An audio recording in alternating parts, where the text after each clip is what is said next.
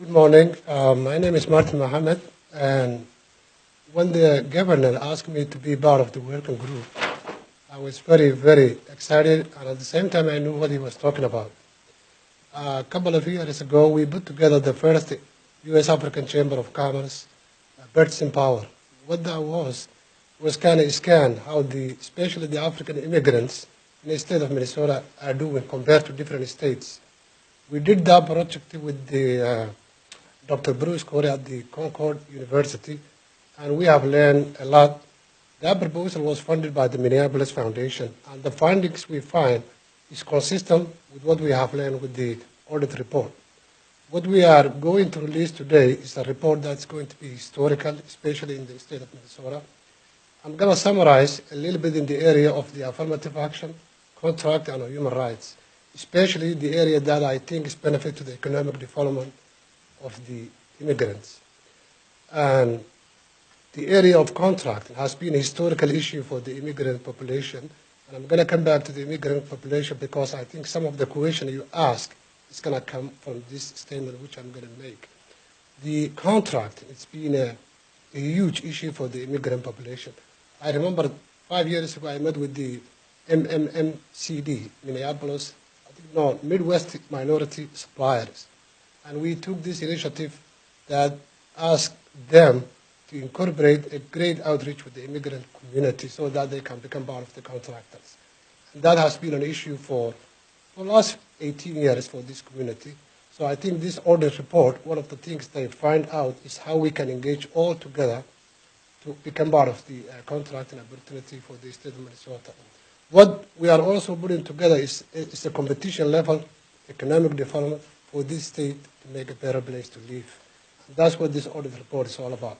What I surprised with the report and also what I have seen in the past, it was that the issue of multicultural community. And I think that has been put together by minority, which is fine in its own way. But we have to understand, today in our state we have many communities coming from different states, different countries, and different backgrounds. We have the Asians, we have the Indians, we have the Africans, we have even a population not called, but also a Muslim, which part of Asia and part of Africa. So we have huge multicultural issue in this country, and I think one particular scenario is not going to fit. So we have to really address the issue of language and also the issue of unique segments of the population so that we can understand their economical development needs. What I have seen in the past is what I want to see from this report, from the human rights, that we need to translate economical issue as a part of human rights. Economical issue, it's really what drives that human rights cause. From what we learn from this report, and I think someone can also testify that, since 1990, the budget level for the Department for Human Rights has been less than or a little bit above the $3 million level. And that needs to change. So this audit report will release at least the energy level for the state of Minnesota. I live in the state of Minnesota last 18 years. I consider it to be really a Minnesotan, even though I came here, about 18 years ago. This is a nice state, and together we can build together. And we are doing what's called economical no one left behind, including everybody. That's what this report is all about. I have to say we have a team that really worked very hard for this report, even though I haven't participated as much as I can. But I know the community because I have been working. We have done the first U.S. African study in this state of Minnesota. We identified the purchasing power of that community to be nationwide about $65 billion. We have that report done in the past, and this report is consistent in everything we have found in the past. So I want to thank you for it, and welcome this report. Read it. If you have any question, come back to us. We will be able to work with you. And thank you so much. I would like to thank Nancy. The last time we came to the meeting, we, as a Somali community in Minnesota, we were not really included. The audit was not really inclusive, but I'm thanking Nancy who called us, who reached it to our Alliance of Somali Community in Minnesota. We had at least half an hour interview that we discussed the three main items for the human rights and affirmative action and everything. So my question is our feedback or our input, you're going to put in the report? It's in there. It's in there now? Yeah. Thank you very much. Let me say one more thing. What Nancy did was she went to every community, in every corner. So this report will have basically the summarization of what we have learned in that community, whether that community is the Hispanic community or the African American community or the Asians. This is what has been taking place.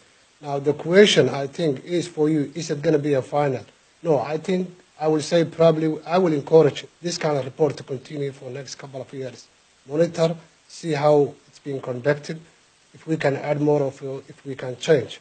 And if we forget anything, please call us, let us know what we really need to add it. But I think a lot of things has been included with this report. Thank you for being here.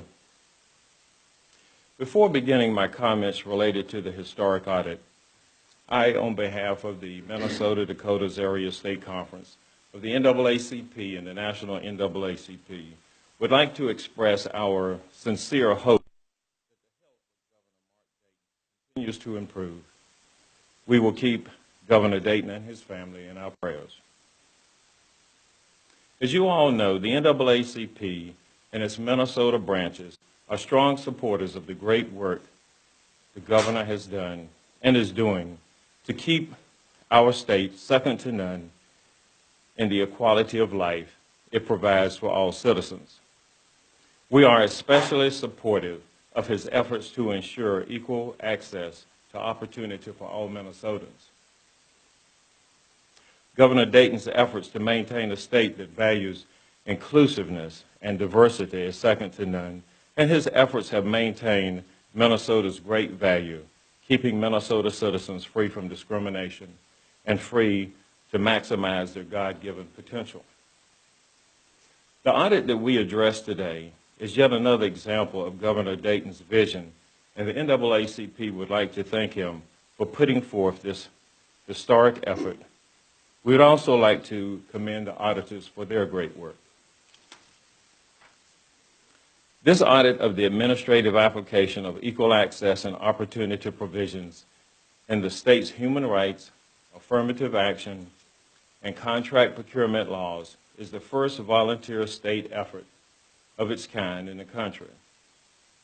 Rationale for conduct of the audit was based on the ferocious cry of equality and racial justice and the plethora of disparity reports in the marketplace, all indicating that there were problems with the administrative application of equal access and opportunity laws. The auditors have helped to identify gaps in processes and application of these specific state laws. We believe if the state implements the recommendations of the audit firm, we can begin to silence the cry of equity and racial justice and move forward toward eradicating disparities and closing process gaps. The auditor's recommendations realign state operations to address systemic issues that contribute to socioeconomic disparities in the marketplace and address underutilization of protected class citizens in state government operations. Additionally, the auditor's report makes it clear that the state is not in compliance with Title VI and Title VII of the Civil Rights Act of 1964, and the state's Department of Human Rights is operating in a less than optimal manner. The NAACP calls on the governor and the legislature to act immediately during the legislative session to hold hearings on the audit report and enact these key legally defensible recommendations for the audit, from the audit report. A, the human rights enforcement. Number one, increase the appropriation amount to match the increase in expenditures and need to increase resources to enable the department to have the resources necessary to implement 363A and match 1996 staffing levels.